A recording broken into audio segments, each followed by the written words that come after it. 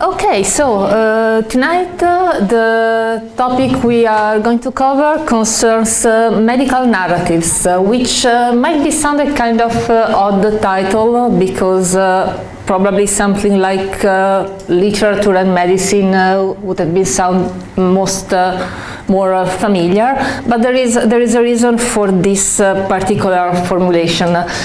Well, this session is not as much as how medicine intertwines with literature, but how medicine intertwines with narrative, with the practice of telling story and the practice of listening to a story. Because indeed there is a narrative dimension of medicine, and this concerns physicians as well as patients.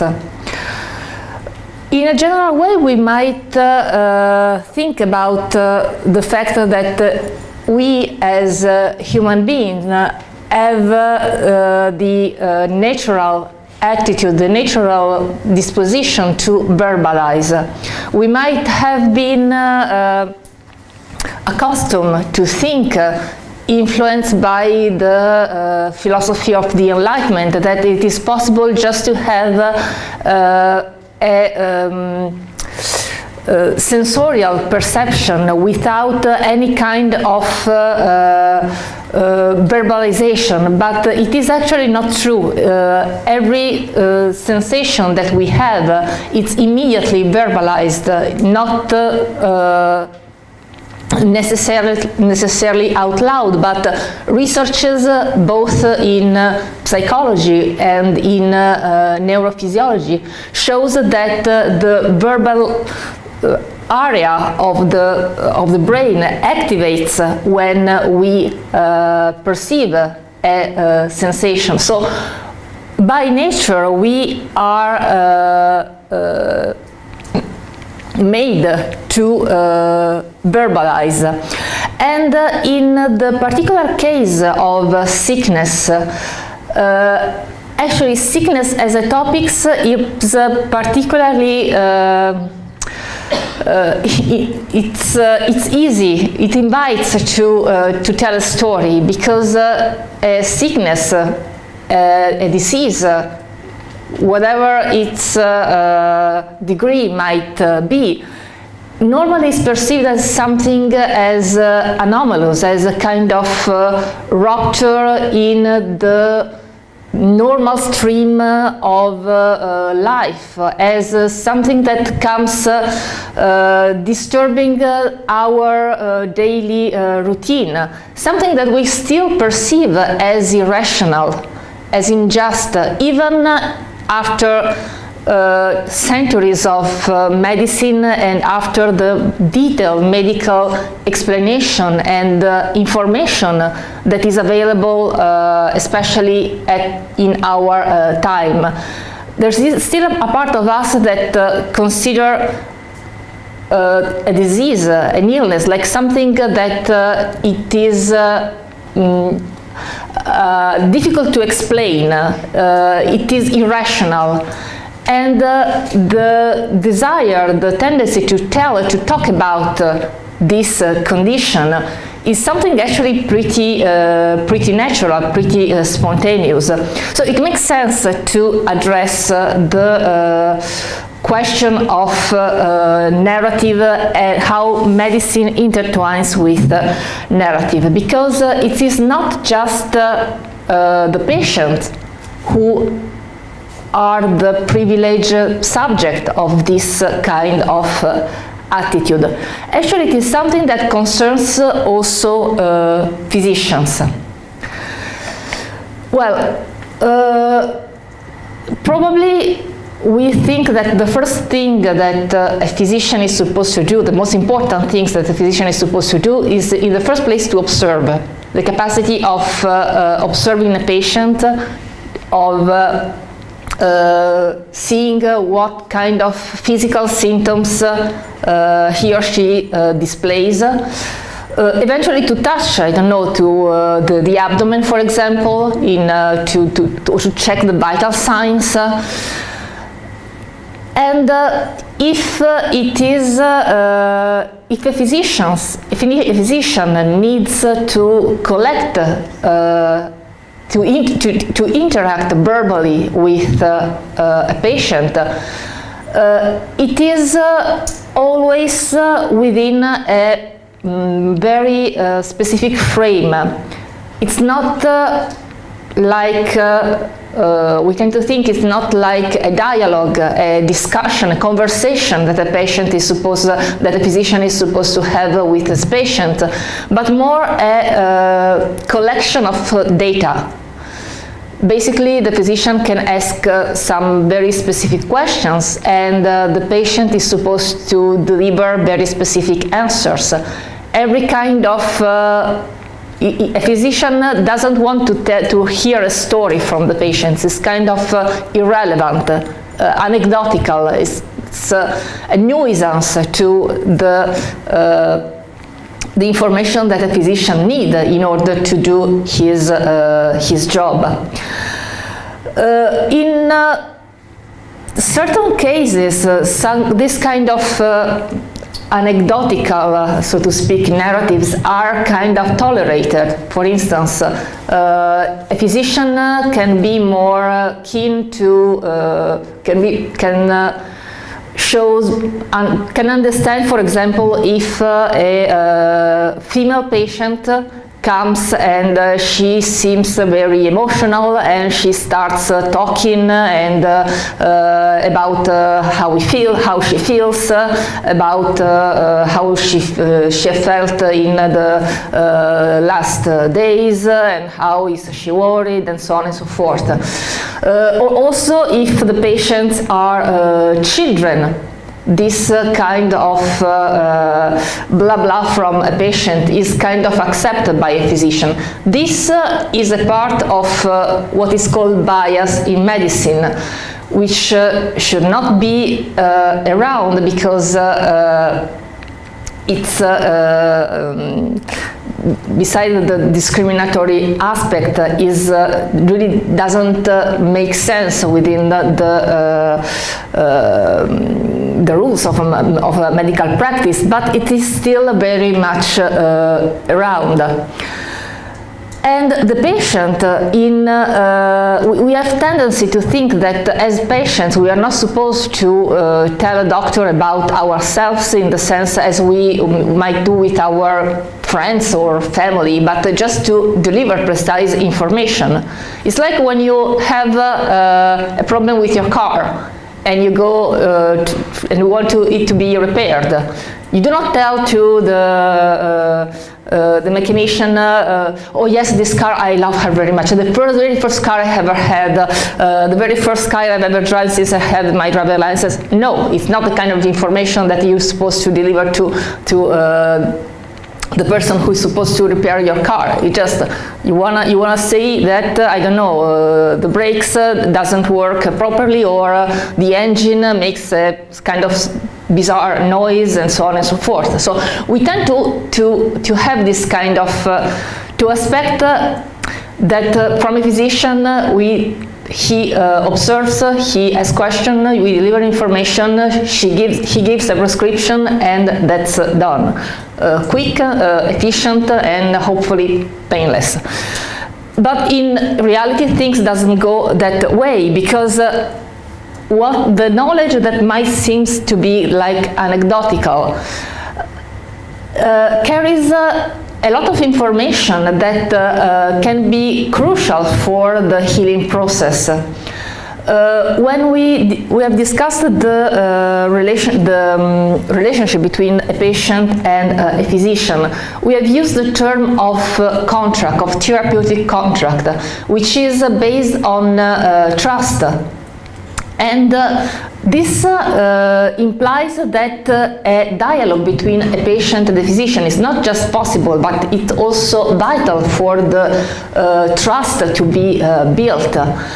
There is a case that it is frequently used to illustrate this fact. Two patients, both with flu, go to different doctors. The first doctor just examined the patients in a very aseptic way, prescribes the medication, and dismiss the patient. The other doctor says to the patients, oh yes, you are the sixth patient that I've seen with your symptoms. It is normal in this season of the year to catch this kind of cold. You don't have to worry, just take 2 aspirins before lunch and before dinner, and you're gonna be better. Well, to you, which patient is gonna recover faster? They receive the same medicine, they have the same symptoms.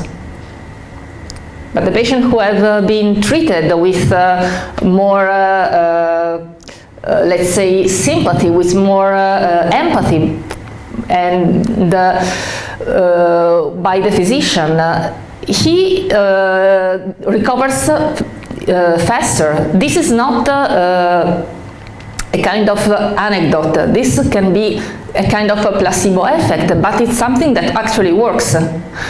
And so dismiss the dialogue that a physician can have with the patient like superficial or anecdotal. It is actually a mistake from the professional viewpoint of a physician. And also some narrative dimension has been spotted and been individuated in so-called serious manifestation of the medical profession. For example, in medical congress, normally when a presenter starts reading his research paper, he starts with some statements and explaining the reason of this of precise study, the existing literature, and then the 90% of the papers are about case studies, examples, narrative. And this is the moment when the audience of this kind of congress actually pays more attention, because we are reactive to narratives. Our interest comes alive, even in environments that are supposed to be scientific and by definition far from narrative. And studies also have proved that a physician needs to talk about his work, needs to talk about what he experiences on a daily basis. Being a physician, especially in certain specific fields, can be extremely tough, being confronted on a daily basis with pain, with suffering, with life broken, with death, feeling impotent sometimes, or feeling guilty.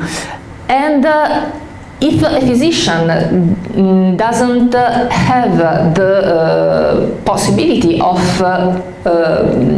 expressing this kind of feelings, well, the outcomes that happens in general is a burnout, a nervous breakdown.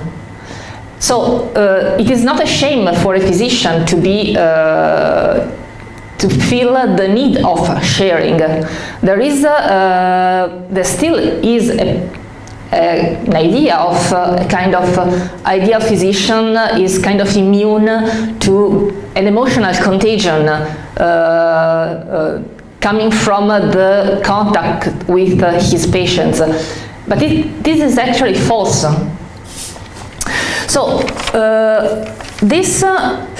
so I wanted to detail how the narrative aspect of the medical profession exists, and it is relative for physicians in particular, because for a patient it's easier to imagine that in the case of a sickness, the desire, the envy, the impulse of wanted to talk about, it's more understandable. It's something that we experience every time we do not feel well. We need to talk with somebody about how we feel. And we come to what it is called narrative medicine, which is an actual discipline. It's an actual discipline, something that is actually taught in medical schools. And it's a recent discipline.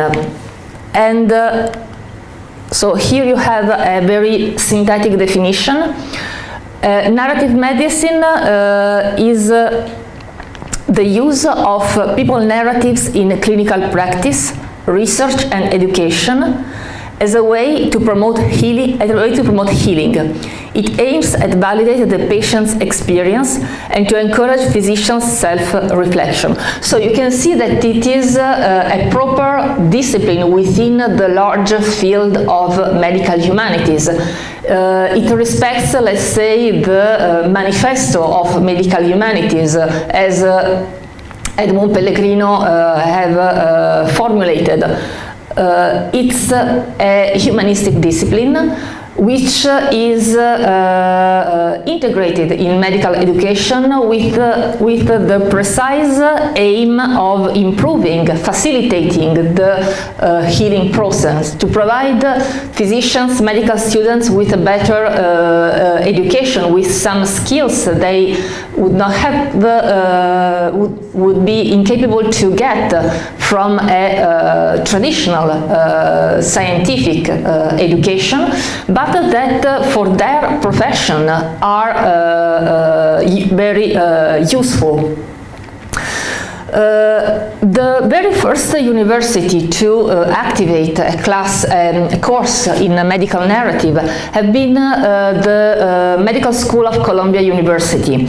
And in 2016, in their website, there was this long but actually quite meaningful description of what is medical narrative about. Narrative medicine about. Narrative medicine fortifies clinical practice with a narrative competence to recognize, absorb, metabolize, interpret, and be moved by the stories of illness. Through narrative training, the program in narrative medicine helps physicians, nurses, social workers, mental health professionals, chaplains, social workers, academics, and all interested in the intersection between narrative and medicine improve the effectiveness of care by developing these skills with patients and colleagues. So you can see that the public is not only medical students, but all healers in general, nurses, social workers, and so on and so forth. And that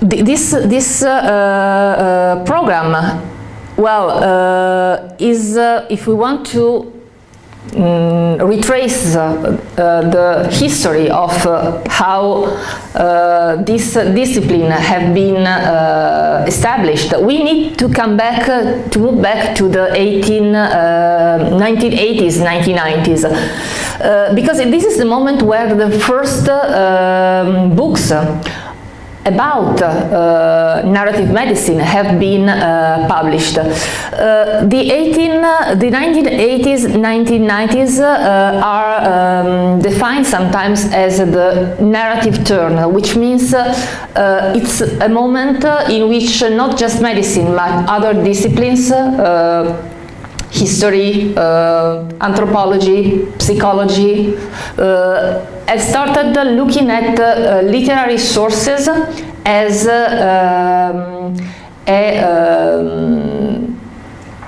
a source, as a literary document, as a source for their scholarship. And here you have three of the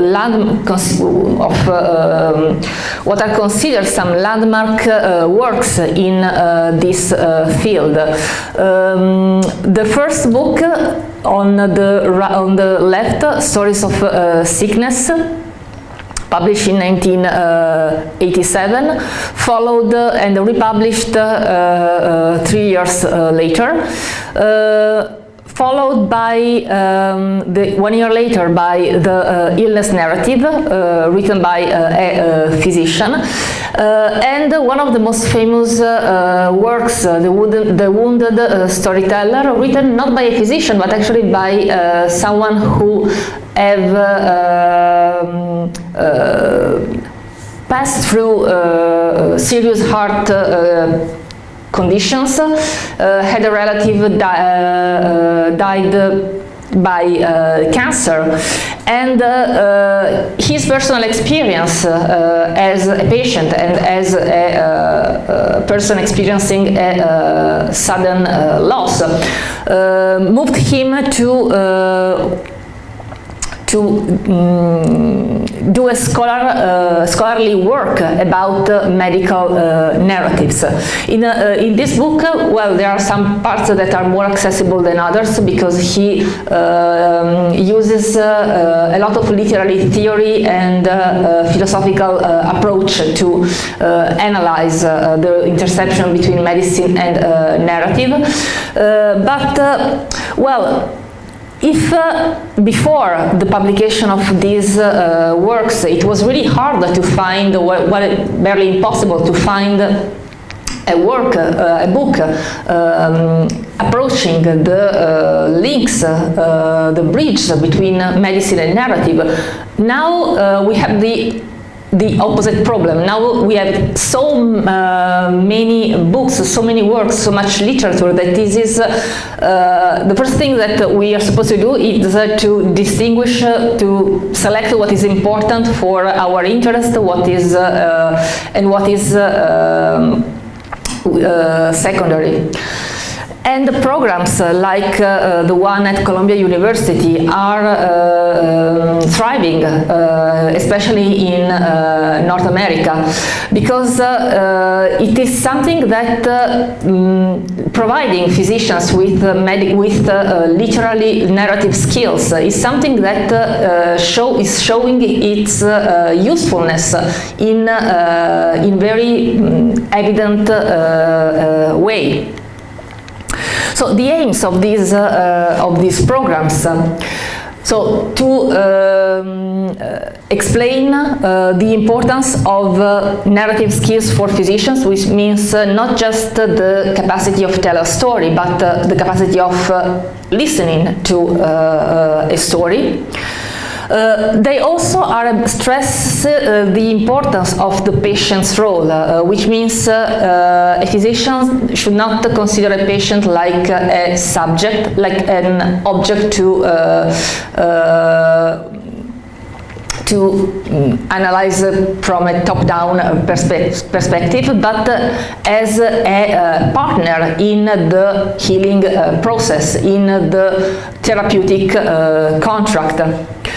These programs also tended to fight the remaining prejudice that exist within medical schools against the usefulness of a narrative approach. They explain, for example, that a narrative approach is not something that is irrational or irrational or pre-rational, but on the contrary, formulating something in verbally or with writing, it's a way to rationalize an experience that just as experience might be difficult to explain, might be overwhelming. It's giving sense to the experience of illness. And also the fact that working on narratives is not something that is kind of nostalgia from a pre-written culture, but it is possible to analyze, to put narratives within an analytical framework. So these classes want to show, to explain, to make clear the legitimacy of the teaching. Sorry, there is a misspell, a big misspell. These programs also want to show how much these kind of sources are important to understand the social and cultural dimensions of illness, which might be secondary within a traditional medical training. And to move from the theory, from the abstract, from the definition to the concrete, I would like to discuss with you about a case study, an example of pathography. This is a neologism, pathography.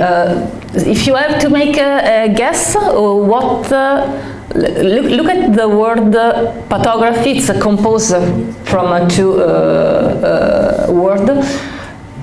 What this word could this word mean? Yes, Timur. Is it the art of people considered mentally ill? No. There is the word pathos in pathography, which means what is pathos? What is Pathology. Yeah, is related to sickness, to suffering, and graphy means writing. So basically, are narratives of sickness, if you want to define, to give an explanation, and basically stories about illness.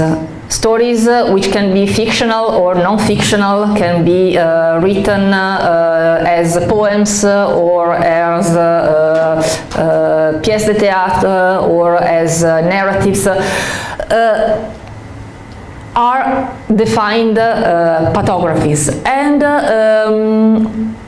this is the cover image of one edition of the diary of Frida Kahlo, of Mexican painter Frida Kahlo. So she is a world famous figure. What do you know about Frida Kahlo?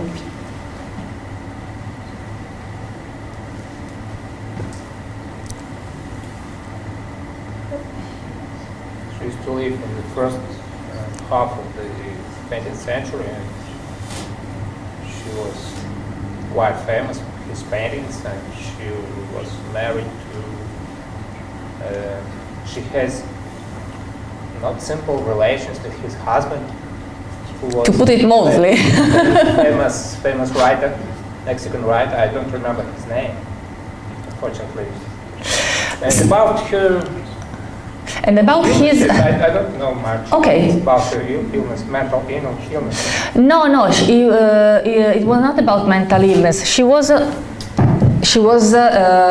a life extremely, she was extremely sick, extremely ill, although during her whole life, but it was not a mental issue. She was born in 1907 in Mexico, and when she was just 6 years old, she was hospitalized because of poliomyelitis, which is a condition that fortunately now a vaccine exists, but it was extremely contagious and harmful for children. It's a disease that attains muscles, depending on can affect different parts of the body, and they do not respond, work properly.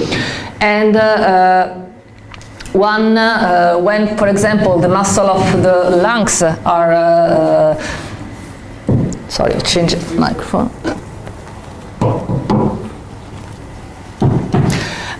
Are contaminated, the only solution existing before the vaccine was putting children in iron lungs, which are basically iron sarcophagus machines that makes the lungs work instead of the proper human body. But so she got polio, and she remained in hospital for several months, and as a result of this sickness, her right leg was permanently impaired. She could walk, but she needed a stick, even as a small child. And when she was 18 years old, she was studying medicine, by the way. She was a brilliant student at medical school, but she had an accident it was on the bus, and the bus had a car accident, and she was struck by a bar of metal that perforated her back, and she had the back, the vertebrae fractured, and damage also at her reproductive organs. And because of this accident, she during her life endured something like 30 different surgeries for the back, none of which was the solution to her back problem and to her pain. Also, well, she got married with Diego Rivera, who was a famous painter. The marriage was extremely, let's say, complicated, multiple infidelity from both sides, and so on and so forth. Frida had 3 miscarriages because of, as a consequence of her accident. And by the end of her life, she died at 47 years old. She got her right leg amputated. She had to wear corsets, different kind of corsets made of tissue, of plaster, of metal, and during the last years of her life, she was on a wheelchair. So, if in her paintings she depicts herself as a broken body, as a wounded figure, but she always displays dignity. Her, for example, face is always composed, even if in her autoportrait she represents herself crying, but she's always well dressed, or the hair are well combed. So in her paintings, which are made for the public, she kind of transfigured her suffering through the art. But in her diary, which was made for personal consumption, not for the public, even if it had been published after her death, the image that she delivers is grimmer, is darker. In the pages of her diary, the pain is something that is always present. It's frequently is described as unbearable. The relationship with the several physicians that she encountered during her life. She was hospitalized and went through surgery both in Mexico and in the United States. And most of the operation was kind of a botched surgery, made her feel worse than before. And in her diary also she drew some sketches, but once again, if the self-portrait that we find in her diary are really different from the Frida that she paints in her painting. She depicts herself frequently as a broken, ugly, and decomposed body. There is no transfiguration. But in reading these pages, we find how this, if we read these pages from the viewpoint of narrative medicine, we actually can find at least 3 points of interest. The fact that her condition, her physical condition, actually obliged Frida to give a sense to her pain. Because she can't get rid of her suffering, she needs to make, to react either to be a victim of this pain, or to give this pain a sense.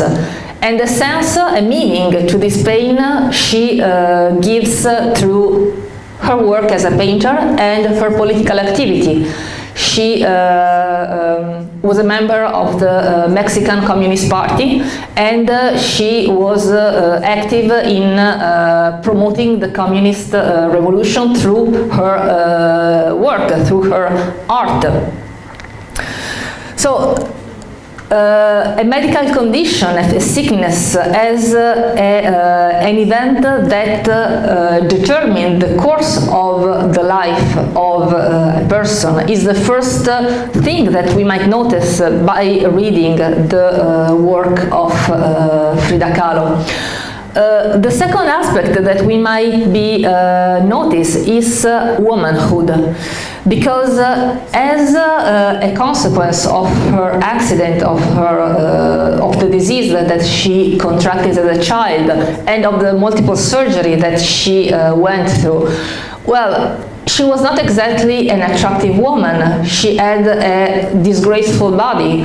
And the fact that, for example, friends who and comrades who knew her always described her as wearing large Mexican shirts or long skirts. Well, this was not just a sign of respect for her Mexican heritage, but it was also a way to kind of hide a body that she knew that she was unattractive. And for a woman, a young woman, having a body that is repulsive because of the scars of the surgery, because of the maimed leg that the polio left her, is something that put into question the fact of being a woman, her being her womanhood. And this is also something that is possible to know, to extrapolate by reading her diary. The third aspect is motherhood, which is related to the second one.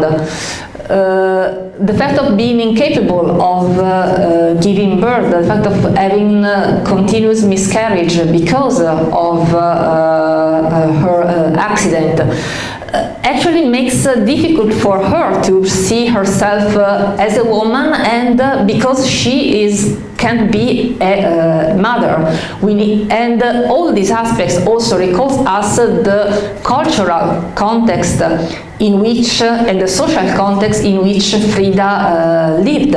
She was raised as a Catholic in Mexico in the beginning of the 20th century. The condition and the role of a woman in this society was extremely defined, and the idea that a woman is and should be beautiful, desirable, and a mother was the basic attribute for a woman identity. And the fact of being deprived of this attribute because of his condition make her to reconfigure, rethink her life, because as a consequence of his accident and sickness. Here there are some short excerpts from her diary. This is undated. It is not unusual to find in her diary some reflections, some thought that she wrote just after, for example, having had a surgery, like something immediate, which is also makes a difference from the painting. The paintings are works that requires time.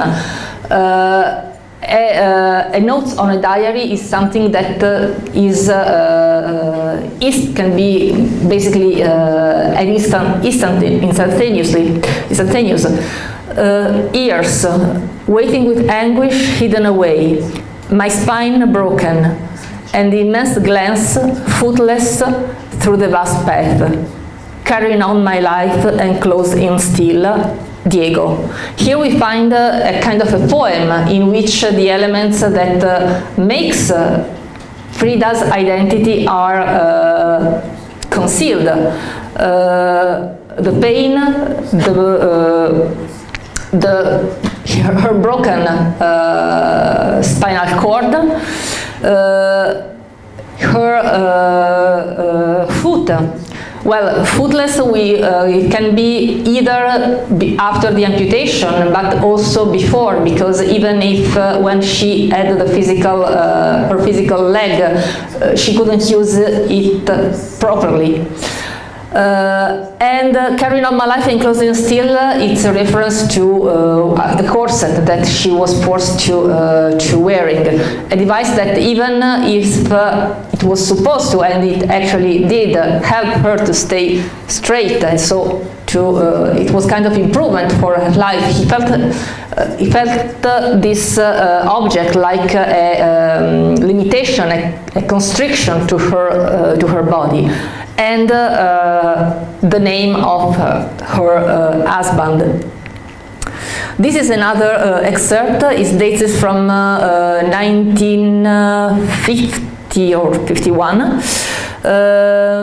I've been sick for a year now, 7 operations on my spinal column. Dr. Farrell saved me. He brought me back to the joy of life. I am still in a wheelchair, and I don't know if I'll be able to walk again soon. I have a plaster corset, even though it is a frightful nuisance. It helps my spine. I don't feel any pain, only this bloody tiredness and naturally quite often despair. Despair which no word can describe. I'm still eager to live. I've started to paint again. Here we have one of the rare moments in which the optimism is displayed in her diary. We have a small pause in the continuous suffering of her existence. And we can find a reference to one of her doctors. Actually, she also wrote letters to Dr. Farrell, which is once again a source, a useful source to analyze a patient, a doctor-patient relationship. And we have again the mention of a corset, this time made out of plaster, which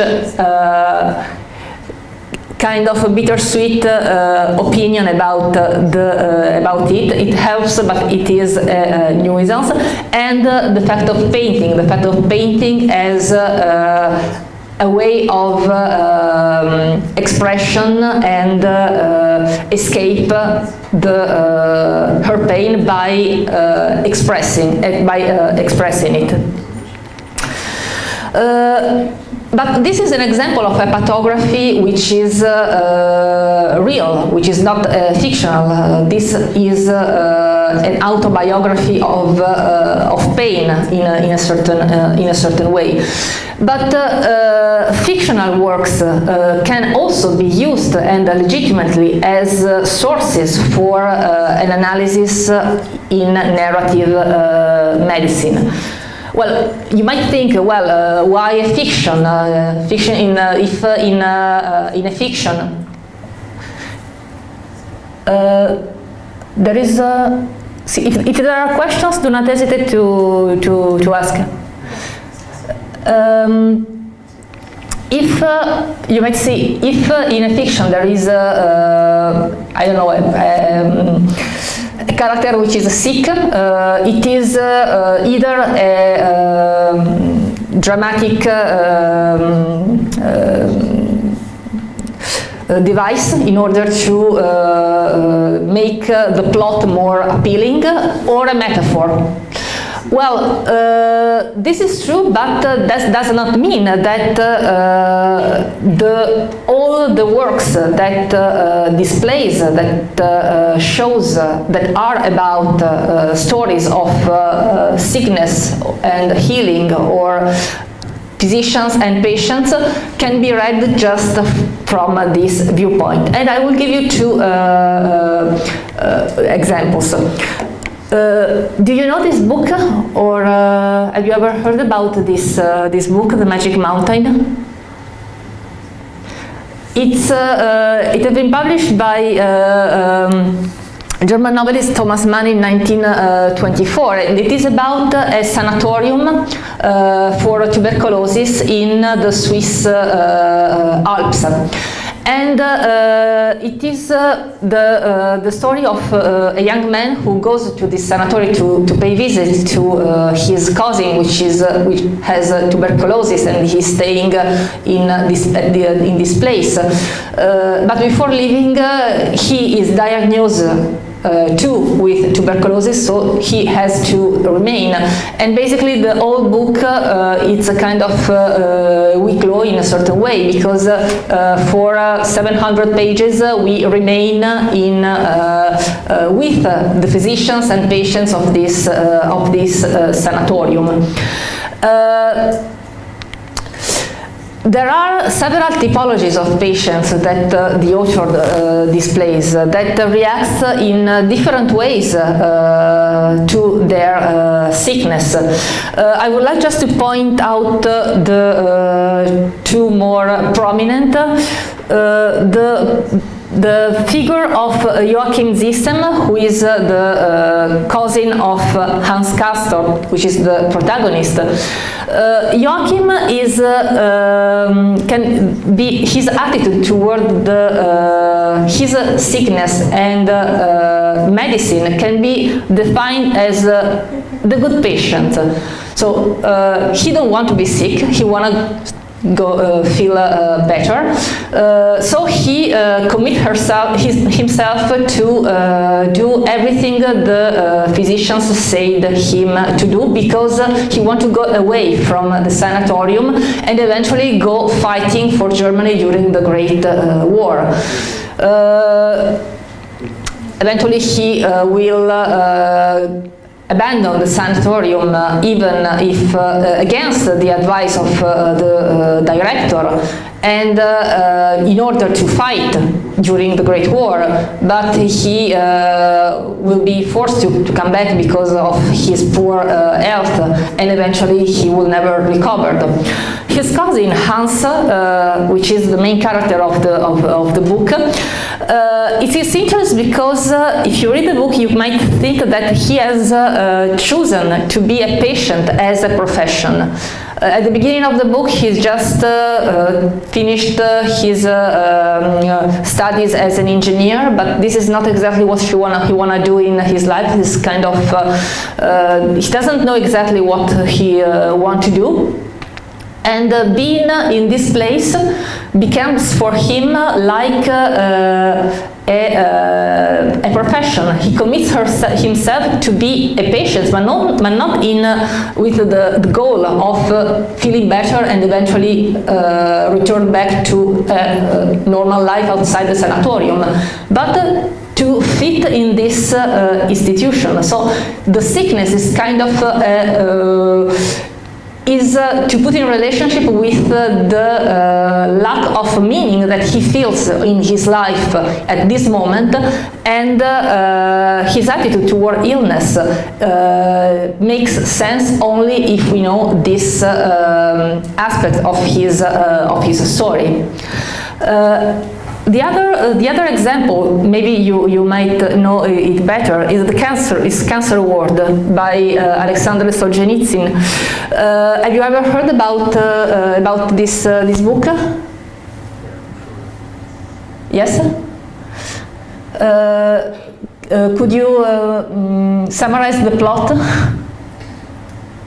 As far as I know, it's some sort of autobiography where he used to be treated, and he succeeded to become healthy, to recover his health. Yes, it's the story of well, like the Magic Mountain. The whole book it's inside not a sanatorium but a hospital for cancer patients in Central Asia during the Soviet Union. And in this place we encounter a great diversity of patients which have not just different kind of cancers. Actually, the fact of so to speak choosing cancer as a disease, it's kind of let the author be capable of displaying different kind of characterize more intensely different kind of characters, because cancer can be at different stages.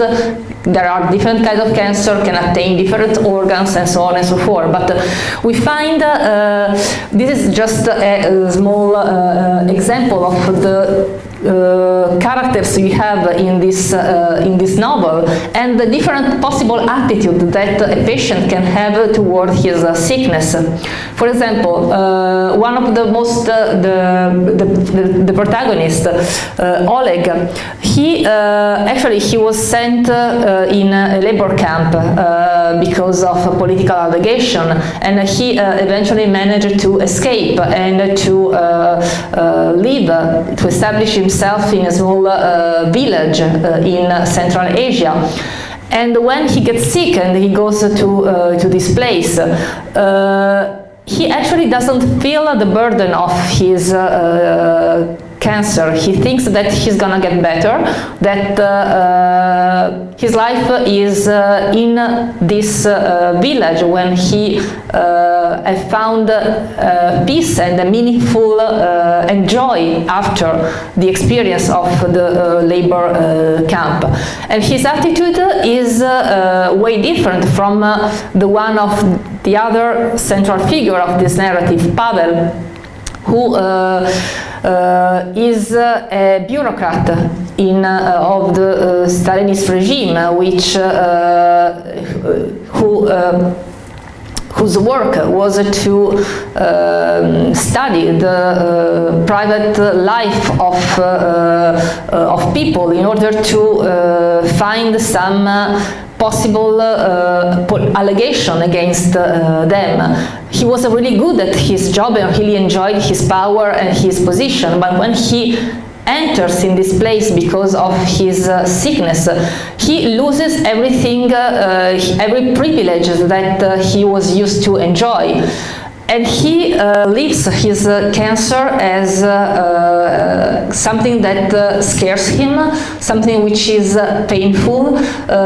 He experienced the illness as a loss of control, which is a kind of a different way in which a patient can react when he is diagnosed with a disease. When we have a disease, we can legitimately experience the fact that we don't have no longer control of our body because we have left in a certain way. We couldn't prevent our body to be affected by this sickness. And we are no longer in control. We are under the control of the sickness and of physicians.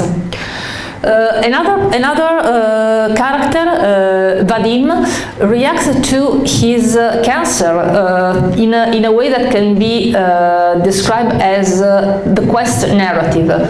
He's a geologist, he's young, he knows that he's not going to make it, he knows that his cancer is not going to be cured, but he decides to use the time that he had left to finish working on his theory in geology he was working on. So he decides to defy the inevitability of his destiny by, like a hero on a mission. Asia, which is a feminine character, reacts to her cancer with denial. She has breast cancer, she has a double mastectomy, her breasts are removed, but when she goes in the hospital, she says that she just gonna have to do a checkup. So she doesn't acknowledge, she doesn't accept the fact of being sick. And this is another kind of reaction that a physician is supposed to know which is possible and supposed to know how to react. Demka is a character which adopts the so-called carry-on narrative.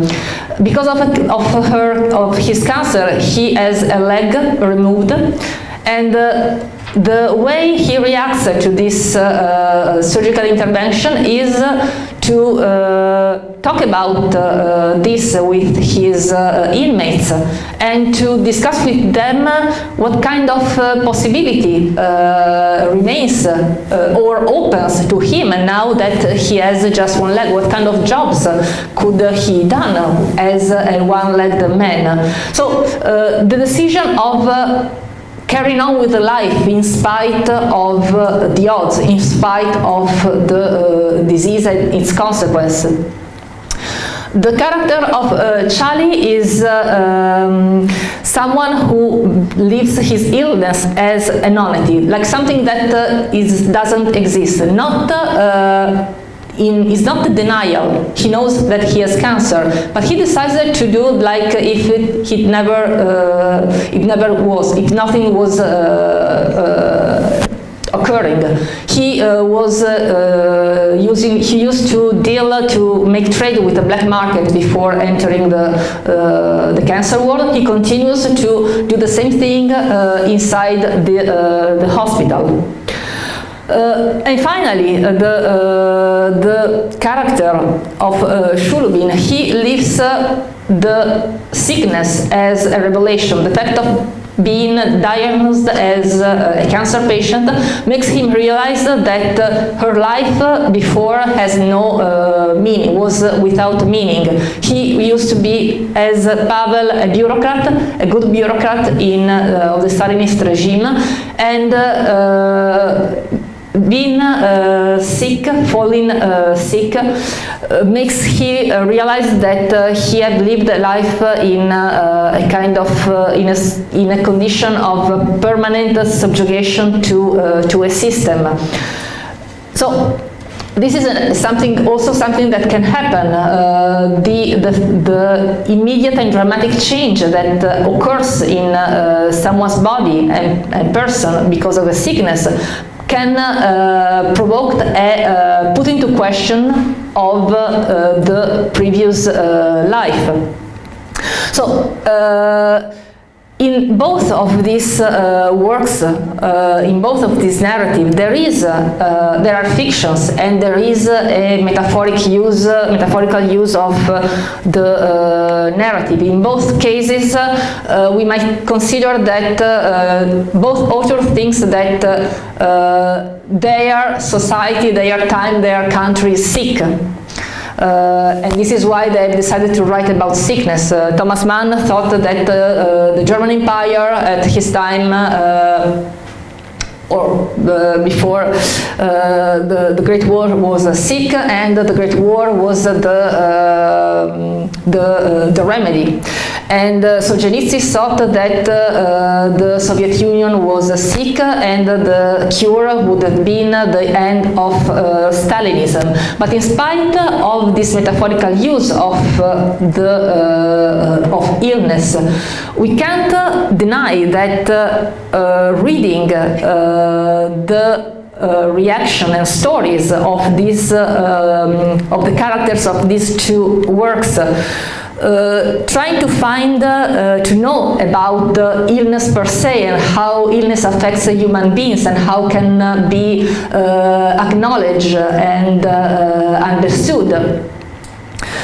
Well, this is something that has nothing to do with fiction. This is something that can be useful both to physicians and to patients or patients to be.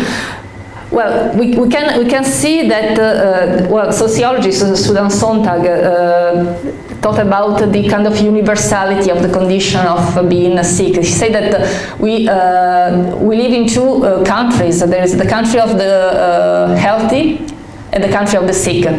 And we can be sure that in our life will happen that for a short or long time we get citizenships in the country of the sick. So because of the universality of sickness and the universality of narrative, something that is that every human being is capable of.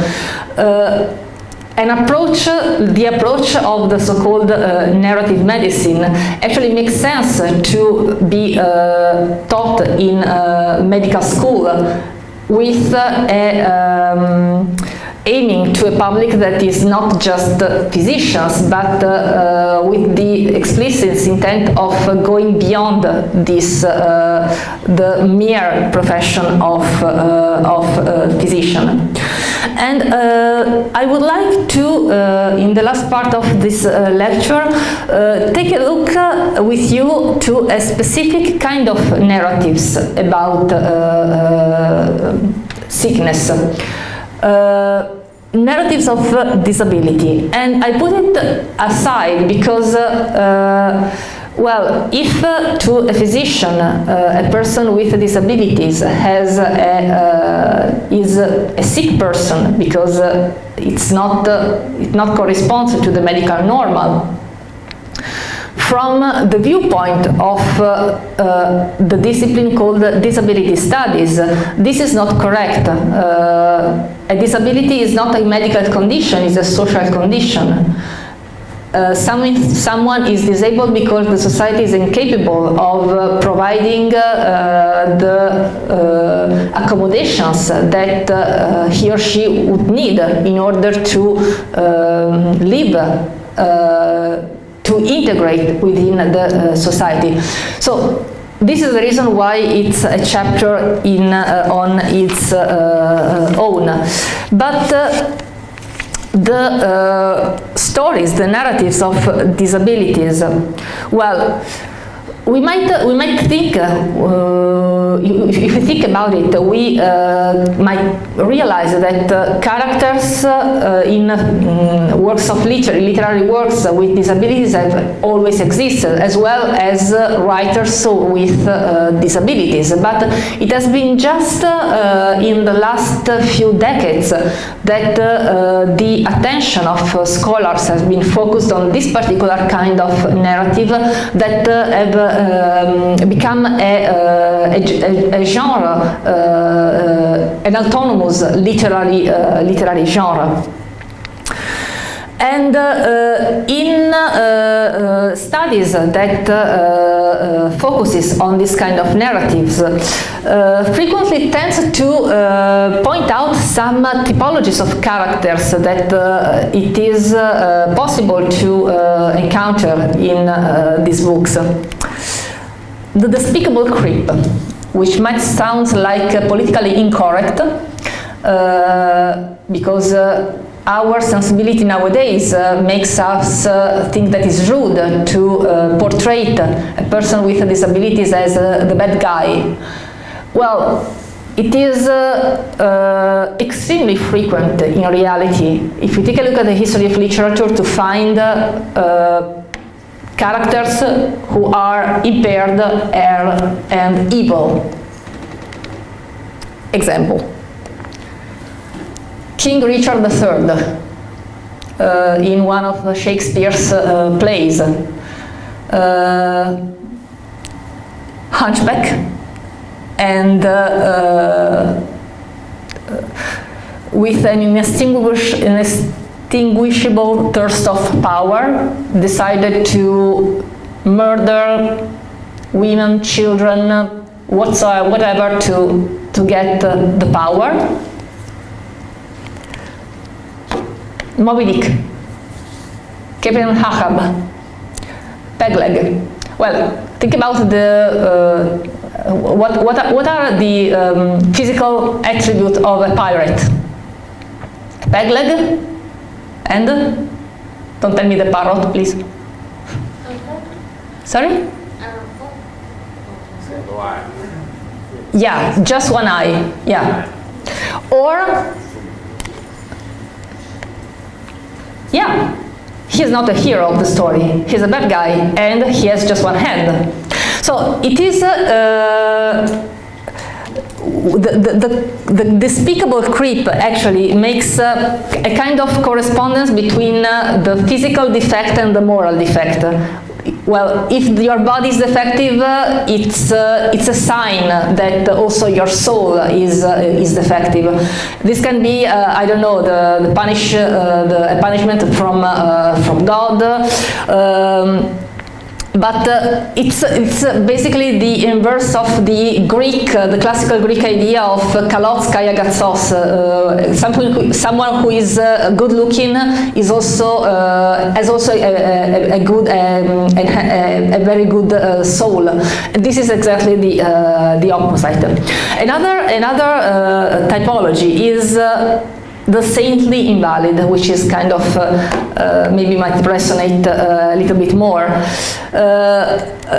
In Dickens' Christmas Carol, Tiny Tim, it's one of the smallest son of Ebenezer Scrooge accountant, and well, it has a kind of an unspecified physical condition, but he's depicted as very fragile. He uses a crouch to walk, and he's a child. He's perfectly innocent. Or in the story of Heidi, Heidi's best friend Clara, she's on a wheelchair. Well, the saintly invalid is a character with a disability, but that inspire empathy, sympathy, sometimes pity.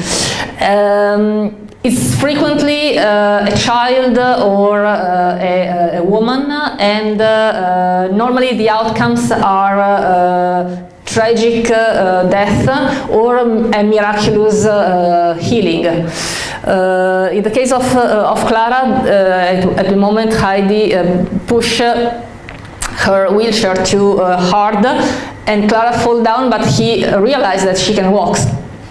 Yeah. And another type of character is the super creep, which means a character with a physical impairment, for example, deaf or blind, but with a kind of compensation, like Daredevil, for example. Superhero, he's blind but he has an incredible hearing capacity. Or this is a figure of Japanese traditional tradition. Zatoichi, she's a blind samurai, an extremely skillful swordman. And so the idea that there is a kind of compensation in the physical disability, which can be also a moral compensation. For example, an extremely strong character, or a brilliant intelligence, or a superior sensibility. So something that makes sense of the physical impairment. And if we take a look at the way of character are depicted in character with disabilities are depicted, and the role that they have in the narratives, well, are isolated. There are no it's like the social context in is basically absent. They are rarely the main characters. They can be the main character, but it's more frequently statistically to find a character with disability which are secondary characters. They are frequently used as a metaphoric character or as a narrative device to make the plot advance.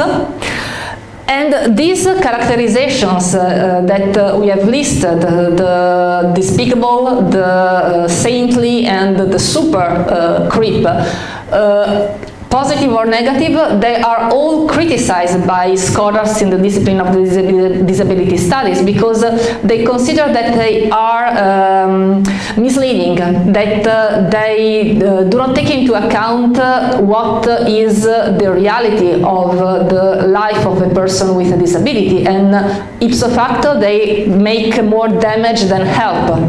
Even depicting a person with a disability as the saintly invalid, it means depicting them as impotent, as an object of pity, as individuals that can't do anything without the help of someone else. And the genre of autobiographies of disabled author might be more interesting to explore from a viewpoint, from a perspective of a narrative medicine, because we might legitimately expect to find information, useful information about the relationship between an individual with his own body, with the medical system, with his or her life, entourage, and so on and so forth. And actually this gender is the most, let's say, frequented. If you need to make a statistic on literally gender explored by with individual characters with disability, autobiographies are the most frequent kind of book, the most frequent kind of narrative which is written, which actually makes sense because they are accessible, they resonate with the public. It's easy to feel, to become empathetic with someone who has a physical impairment and writes the story of his or her life. Well, in this kind of narrative that had become it is from the 1930 that this kind of book started being published. There is a first peak after the Great War in the interwar period, and obviously it was war veterans who wrote their own stories. Another peak after the end of World War II, and most importantly in the 1970s, with all the veterans of the Vietnam War starting not just telling their story, but also engaging in political activities, becoming civil rights activists. And the 1970s is also the moment in which the discipline of disability studies began. And the autobiographies of disabled authors, the most majority of them as the narrative of the, let's say, they depict some super creep, not in the sense that individuals claim having superpowers like Daredevil or being incredible swordsmen like Zatoichi, but they tell their story like an example. The plot might be summaries like, yes, I have, I don't know, became blind at the age of 20, but I managed to continue my study, to get a job, to get married, and so on and so forth.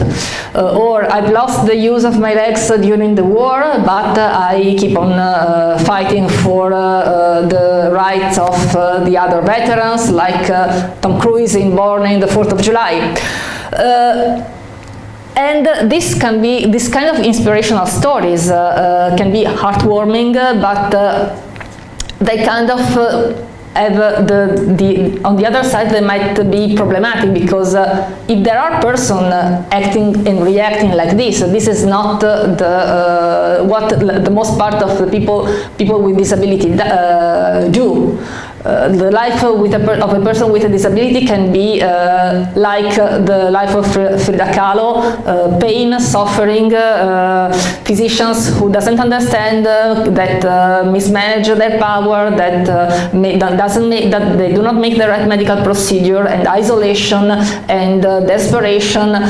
So these parts are normally either absent from this narrative or become secondary because the hero in a shining armor managed to make them a secondary problem. This is an example. This is an autobiography of a Canadian aviator of World War II. The title "Wings of Courage" gives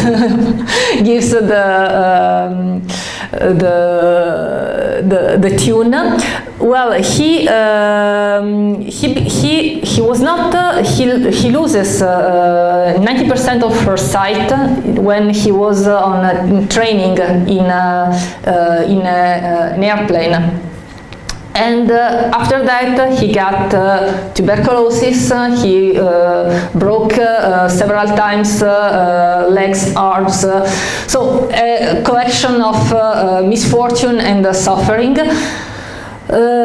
But in all this book, which is his autobiography, he was in his 80s when he wrote it. It is always about never give up, no matter how difficult and grim the future might be, never quit. continue to fight. He put forward the fact that he has been a soldier and a good one, that he is a man, and a man is supposed to act like this. He stresses the fact that he got married and had 4 children. In all the book there are photographs of her wedding and the birth of her children. He's also into, he managed to find a job after when he recovered. He didn't recover his sight, but he recovered from tuberculosis, and he worked for providing better conditions for blind people in Canada. So it's a constant display of himself not being a victim of his condition. It actually might give the message that blindness is not that, or severe visual impairment is not a tragedy. Okay, but that doesn't mean that it's not a tragedy for a lot of people that are in this situation. Another example is this man, John Howe, younger and older. He was a scholar, lecturer in theology. He was born in Australia, but he actually made his career in the United Kingdom. And he had a degenerative condition. He lost, but gradually, his sight. And he decided to react to his condition as a scholar, which means taking notes and analyzing what was happening to him. This is a kind of autobiography of a progressive loss of sight. There has been also a documentary that has been made on his story called Notes on Blindness, and this is because he used to record with a tape recorder what was happening to him while he was losing her sight, how his way of, I don't know, dreaming was changing, how his memory was modifying, how he couldn't remember at one moment the face of his wife and children. So it is a way of reacting to a serious condition, not with the same attitude of, not with the fighting attitude that might be found in the first autobiography, but with a kind of acceptance of what is happening and trying to conceal it with the instruments that the author has on his hands. The fact that he was trained as a university lecturer, he has this mentality of analyzing, apprehending and giving sense to the facts with this particular prisma, and this is what he does in his book, which is actually extremely useful for physicians to have first-hand information about the condition of being blind, what blindness entails from a psychological and neurological level. Well, the question of the intersection between narrative and medicine can be discussed also in different ways. For example, one might be considered if only serious and invalidating illness deserves narrative. If just cancer patients or blind individuals are allowed to tell their story. Well, one could say that this is not true, that even trivial diseases, even a kind of cold, can be usefully translated with in a narrative form. That there is no kind of sickness that are more, let's say, that deserve a narrative and other that are too banal to being told. Also, the question is this kind of exercise telling about himself as a sick person. An exercise of altruism, because we want to share useful information and experience with other people and give them the possibility of use our experience when and if something analog will happen to them. Or is an exercise of narcissism. It's a way to put themselves at the center of the scene. But in any case, is the fact of making narrative a core component of the training of physicians, and a part of the everyday relationship between a patient and a physician is definitely something that that helps the healing process, and is a characteristic, core characteristics of the identity of medicine as a discipline, and most importantly as an art. There are questions, comments?